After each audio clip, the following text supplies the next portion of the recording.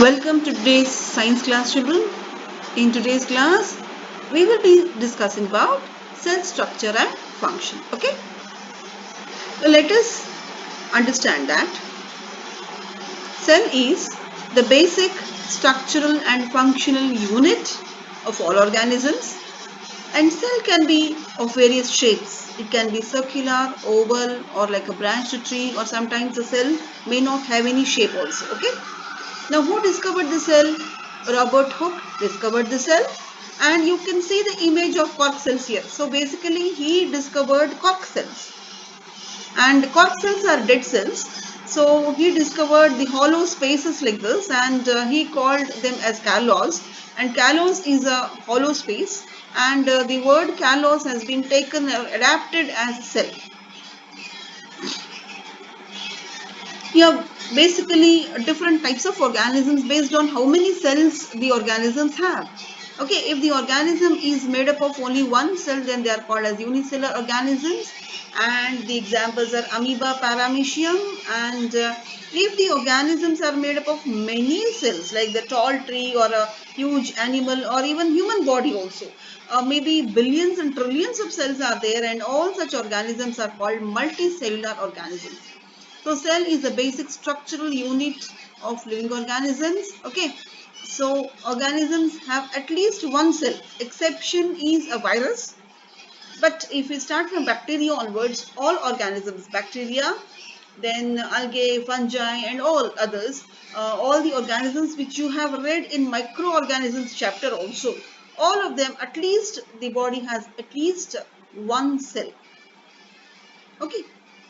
And as I told you, the cells can be of various shapes. So here you are able to see red blood corpuscles. It's almost oval or round in shape, isn't it? Now here you are able to see the cells of the muscle. The shape is different, you see. And here you are able to see the neuron, which is like a branched tree. And here you are able to see the xylem and phloem cells of the plant. And you are able to see like they are like long pipes, isn't it? So different shapes, isn't it? Now, amoeba is an exception where it doesn't have a shape. So, there is no particular diagram also given here. Then cells can be of various sizes. So, they can be microscopic. You need a microscope to observe them. Or they can be a very large one also. The smallest cell is the cell of bacteria, around zero point 0.1 to zero point 0.5 micrometer. Okay. And largest cell is the egg of an ostrich. You can really catch hold of the ostrich egg in your hand. It is macroscopic. Okay. So the size of cells has no relation with the size of the body of the animal or plant. Even in our case also, human body is also made up of trillions of cells. These cells are microscopic. Similarly, an angiosperm plant like the guava tree or a mango tree, that plant body also is made up of many cells, and all these cells are microscopic. That means we can't see with the naked eye. Okay. And the point is, cells perform a specific function. Suppose we take the cells of a nervous system, that is neurons. All of them perform the same function, the transferring of messages. Okay. So RBCs, if we take up, RBCs are a part of human blood, or in fact blood of many animals, and they carry oxygen. All the RBCs will do the same function. So here you can see uh, different cells, and yes, this is the ostrich egg. Okay, here you are able to see bacteria, which are blue color mein hai, so gram positive ones, and the organisms where the cell is not having a proper nucleus. Okay, they are called prokaryotes. And the organisms where the cells have a specific nucleus in the center with a nuclear membrane, they are called as eukaryotes. Examples are higher plants and animals. Now, this experiment is there in your syllabus also. Onion peel cells and cheek cells under microscope. So you just have to take a, onion, and with the blade you can take out few very thin peel of the onion, and then you can add little saffronin and you can observe under the microscope, and it will appear like this. And similarly, cheek cells, you need to have a toothpick or something. You need to insert it little bit, the head of the toothpick, not the sharp end, please. The blunt end of the toothpick you need to put it in your cheek, and you need to take out a few cells, and you can observe them under the microscope after adding methylene blue or some stain like this. Okay. So in these cases, you can observe that plant cells, if you observe, the plant cell is having a specific nucleus, animal cell also is having a specific nucleus here, you can see. But the plant cell is having a cell wall, you can see the demarcation. In animal cell surrounding the collegiate, it's very lighter because cell wall will not be there. You can see the difference, okay? So here it's given cell membrane, nucleus, cytoplasm is given here, and here you can find that there will be a cell wall here, right?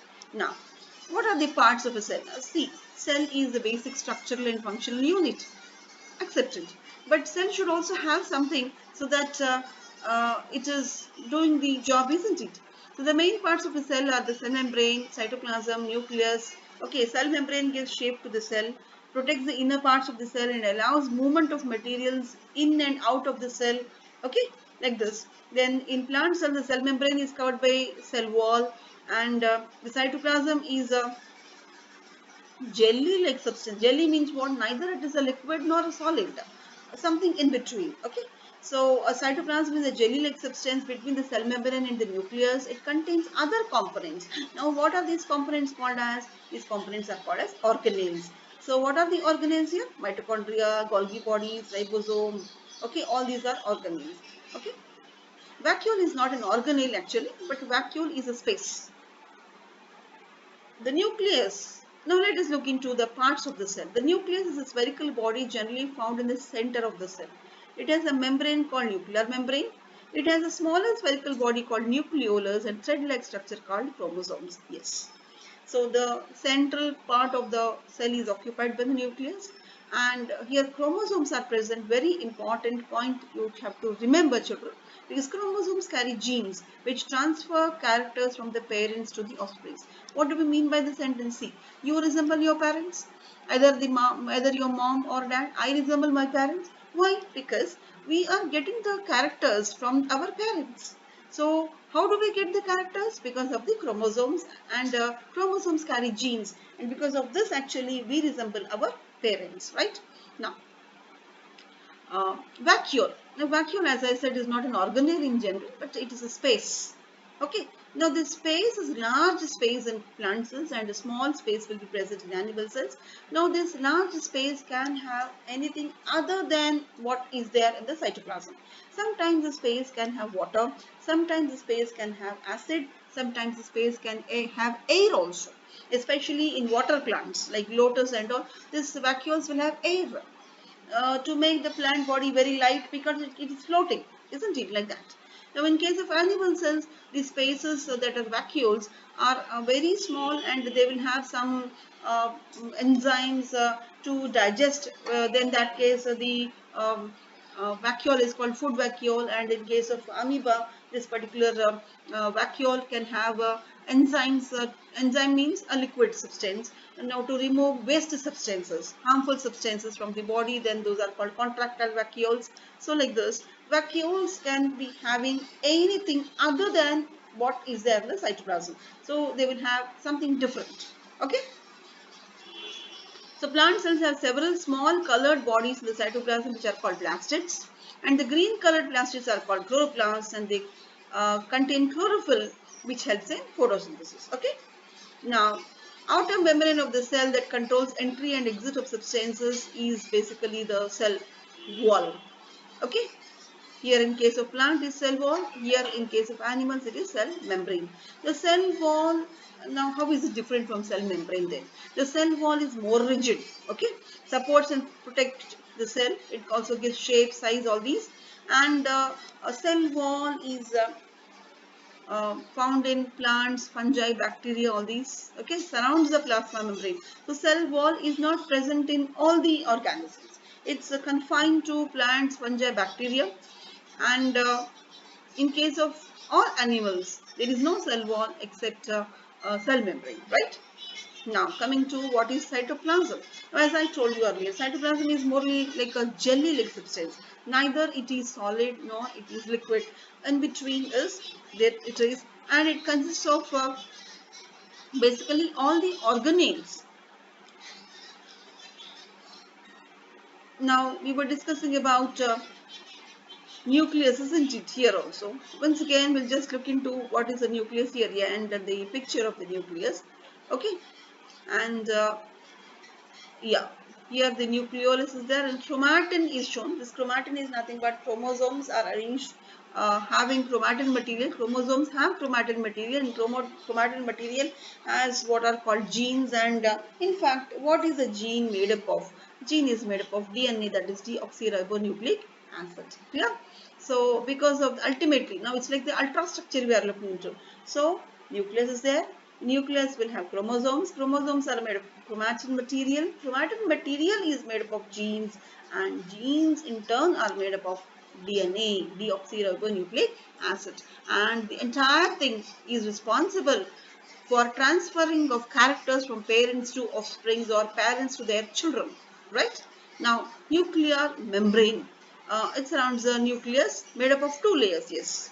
Outer membrane, inner membrane, two will be there, and small openings will be there in the nuclear membrane. So, nuclear pores, they are called as PORES. Pores means a small hole like thing, right? Now let us look into what is the chromosome here. Now it is made up of DNA, it is present in the nucleus, responsible for inheritance of characters. That's what. What is inheritance? The phenomenon or the process by which we acquire characters from our parents. That itself is called inheritance. Right? Now, apart from chloroplasts, it can be chromoplasts. What are chromoplasts? So plastids, if they have a green color or chlorophyll, then they are green and they are helping photosynthesis. But you know that sometimes the fruits of different plants have different colors. They are orange in color, okay, yellow in color, all these. So these colors are because of chromoplasts. Sometimes you find the green color leaf also becoming yellow, and in some of the plants the leaves have a different color, isn't it? So chromoplasts are basically meant to provide color other than green. Okay, so this is the basically a structure of the plant cell. Just observe here. So you have a very big vacuole here. Okay, so cell wall is there, cell membrane is there, vacuole, nucleus, nucleolus, okay, nuclear membrane, and these small things are chloroplasts. At least three chloroplasts are shown here. Mitochondrion, it is mentioned, but again two mitochondria are shown here. A cell is going to have many mitochondria. Mitochondria are responsible for what is called a respiration and synthesis of energy. ATP, energy currency it is called. The cell is able to do basically different functions because of the energy that it has, and this energy is because of mitochondria. Okay, then ER, endoplasmic reticulum, is being shown, rough and smooth.